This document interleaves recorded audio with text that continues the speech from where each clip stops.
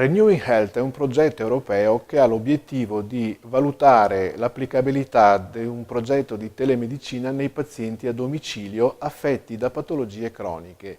in particolare BPCO, insufficienza cardiaca e diabete mellito. Ai pazienti arruolati nel progetto verrà consegnata una semplice apparecchiatura al loro domicilio, grazie alla quale sarà possibile controllare specifici parametri clinici, in particolare pressione arteriosa,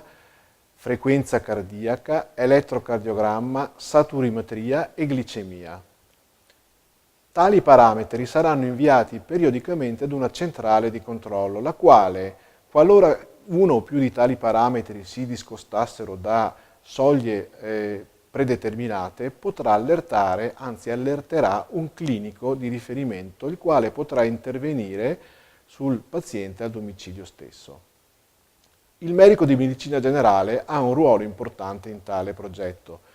perché, se lo desidera, egli potrà essere il clinico di riferimento, in modo da intervenire precocemente nei suoi pazienti in caso di riacutizzazione di BPCO, peggioramento dell'insufficienza cardiaca e scompenso glicemico, grazie alla conoscenza precoce dei parametri clinici che gli permetteranno di intervenire al domicilio del paziente stesso.